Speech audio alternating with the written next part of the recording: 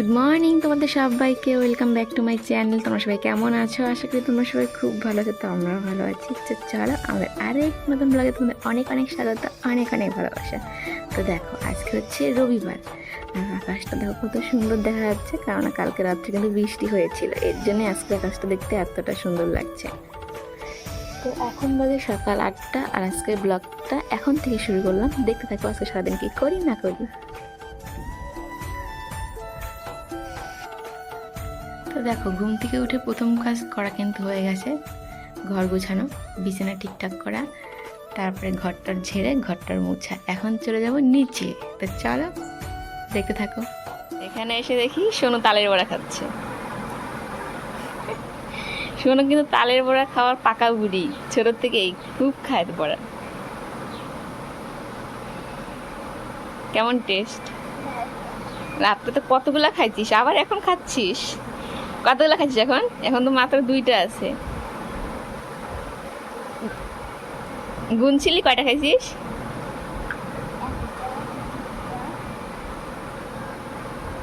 কয়টা?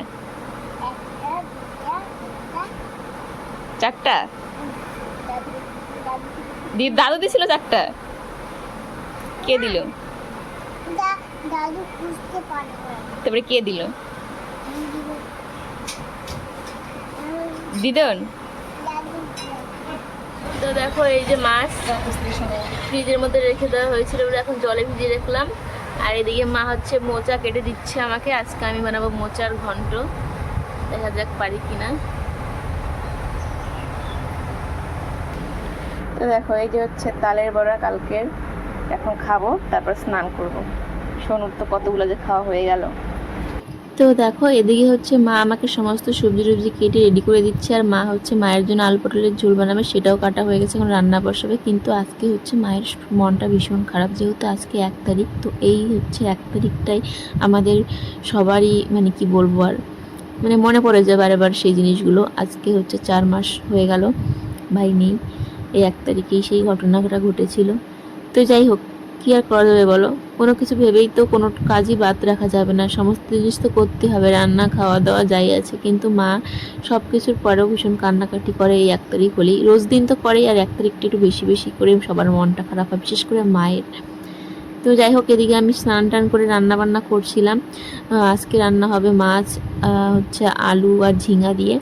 আর এদিকে যে মা দেখো মোচাটা কেটে রেখেছে, আর এদিকে আমার কিন্তু সবজিও দেখো হয়ে গেছে। তো এখন হচ্ছে নামিয়ে দিলাম। আর একটু মশলা টশলা সব কিছু বেশি, দেখো গোটা জিরা কত দিয়েছিলাম, বাবার আবার বেশি বেশি না দিলে ভালো লাগে না, এর জন্য। আর জানো আজকে কিন্তু লবণ আমি বেশি করে দিয়েছি সবজিতে, রোজ দিন নাকি বাবার খালি কম হয়। তো এদিকে আমি মোচার ঘন্টটা বসিয়েছিলাম, কিন্তু তখন হচ্ছে আমাদের ঠাকুর মন্দিরের নাকি ছাদ ঢালাই হবে, আর এর জন্য আমি রান্না টান্না বন্ধ করে দিয়ে চলে গেছি এখানে দেখার জন্য। তো বাবা এই যে রেডি, সব কিছু নিয়ে ওপরে উঠবে, মানে পুজো দেবে। এদিকে মিষ্টি আছে, দুপুরবেলা খেতে দেবে সবাইকে যারা মিস্ত্রিগুলো আছে, আর আজকে কিন্তু মিস্ত্রি অনেক। আর এদিকে দেখো যে মশলা বানানো হয়ে গেছে, এখন শুধু বাবা উপরে উঠলে পুজো দিলেই কাজ শুরু হয়ে যাবে। তো আমাদের এতগুলো ছাদ ঢালাই হয়েছে, কিন্তু কোনোটাই আমরা উপরে উঠতে পারিনি, কারণ আমাদের প্রত্যেকটা ঢালাইয়ের সময় না সিঁড়িটা পরে বানানো হয়, আর ঢালাইটা আগে হয়, যার জন্য আর কি আমরা দেখতে পারি না। তো যাই হোক, পরের বার যখন এই গোটা দিকটা হবে, তখন আশা করি সিঁড়িটা আগে হবে, তখন উপরে উঠে দেখতে পারবো, তোমাদেরকেও দেখাতে পারবো।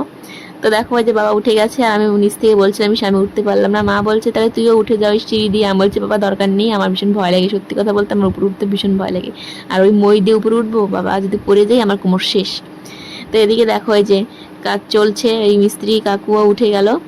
তো হচ্ছে এদিকে সোনু বলছিল যে আমিও দাদুকে দেখতে পাচ্ছি না। তো যাই হোক, এখান থেকে একটু দেখার চেষ্টা করছি, ওদিক থেকে দেখা যাচ্ছিল না প্রথমে। আমাকে দেখে দেখে হাসছে ওই যে মিস্ত্রি দাদাটা, কারণ আমি নিচ থেকে ভিডিও করছি, কিছু তো দেখা যাচ্ছিল না। তো আমাকে অবশ্য পরে বলেছিল তোর ভিডিও ফোনটা আমাকে দিতে, আমি ভিডিও করে দিতাম, কিন্তু আমি ভেবেছিলাম দাদার অনেক কাজ টাজ আছে উপরে, এই জন্য আর ফোন টোন দেইনি। তো যাই হোক, পরবর্তীতে আবার যখন হবে তখন দেখা যাবে। আমি না বুঝতে পারছিলাম না যে এই গোল গোল যে করে আর কি উঠবে ঢালাইটা, ওটা কিভাবে হবে, ওই রডগুলো যে বের করে দেওয়া আছে। তো যাই হোক, পরে দেখা যাবে সেটা যখন হবে কাজটা, আগে থেকে তো কিছু বোঝা যায় না না। তো ওইদিকে দেখো বাবা পুজো টুজো করছে হয়তো, আর এখন হচ্ছে ওই দেয় না, প্রথম মশলাটা তো হচ্ছে বাড়ির লোককে দিতে হয়, তো ওই যে বাবা দিচ্ছে। তো এরপর হচ্ছে পুজো করাও হয়ে গেছে। আর প্রসাদটা দেখবো যে দিচ্ছে, দাদু নিয়ে নিল। আর এদিকে হচ্ছে ওই ছেলেটাই হচ্ছে ওই কাকুকে, ওই কাকিটাকে দিচ্ছে, আর দেখো কাকুটাকে ধাস করে নিচের দিকে চলে গেল। আসলে ক্যামেরা যখন অফ ছিল না, কাকু অনেক কথা বলেছিল, মা কালী কি খায়, বাবা ভোলেনাথ কি খায়, কিছু তো আনিসনি। তা আমি বললাম তুমি এগুলো কথা বলছিলে বলেই তুমি আজকে বাসটা থেকে এভাবে পড়লা, যদি উপরে বসতে তাহলে বুঝতে কেমন লাগে, কোমরটা ভাঙতো আজকে। তারপরে সবাই ওরা প্রার্থনা হয়ে গেছে, এখন বাটিটা আমাকে দিয়ে দিচ্ছিল এই ছেলেটা। তো এই ছেলেটা আজকে প্রথমে এসেছে, আগে আসেনি। মিস্ত্রি তো একদিন একটা নতুন নতুন আসে। আর এই যে হচ্ছে দাদুকে প্রসাদ দিতে গিয়ে দেখি আমার সোনুও এসে হাজির। আর সোনু আবার কিছু জন্য রাগ করেছে ভগবান জানে। তারপরে সোনু নিল, নেবে না বলেও নিল। লোভ কে সামলাতে পারে বলো। আর এই যে হচ্ছে আমাদের দাদু, মানে বাবা কাকা পিসি সবার বাবা দাদুকে দেখাই যায় না, অনেক ব্যস্ত তো। এই যে আমাদের ড্রাইভার দা। আর এদিকে আছে হচ্ছে প্যাকেটম্যান কাকি, আজকে তো রবিবার সেই জন্য অনেক কমজন। আর ভিতরে ছিল কারখানা, ওদেরকেও দেওয়া হয়। তো দেখো রান্না শেষ। এই যে আমার কলার মোচার ঘন্ট, জানি না কেমন হয়েছে, ভগবান জানে। কি বলে লবণ টবণ কি আছে সেটাও আমি কিচ্ছু জানি না। সত্যি কথা বলতে আমি তো খাই না এটা, বাবা খাবে, বাবা বুঝবে কেমন হয়েছে। আর বাবা ভালো হলেও বলবে না, খারাপ হলে তো 100 বার বলবে, কিন্তু ভালো হলে বলবে না, আমি জানি। তো এখন ভাত খাওয়া দাওয়া করবো, তারপরে সোনুকে নিয়ে যাব ঘরে, সোনুকে ঘুম পাড়াবো, 12টা বেজে গেছে। তো দেখো আমার রান্না বান্না হয়ে গেছে। মোচার ঘন্ট কিন্তু আমি এমনিতে খাই না, কিন্তু মা বললো কার একটু ঝোল দিতে লাগতো, তাহলে আরো মাখা মাখা হতো। তো আমি বললাম এতক্ষণে বলে কিছু হবে বলো, আগে বলতে হতো। ওইটা হচ্ছে মায়ের সবজি, মা রান্না করেছে। এটা হচ্ছে আমাদের সবজি, মাছ আলু আর ঝিঙা দিয়ে। তো দেখতে তো ভালোই লাগছে আর খেতেও ভালোই হয়েছিল, কিন্তু আলু মানে মাছের সবজিটা একটু লবণ বেশি হয়েছিল, আমি ভেবেইছিলাম লবণটা বেশি হবে।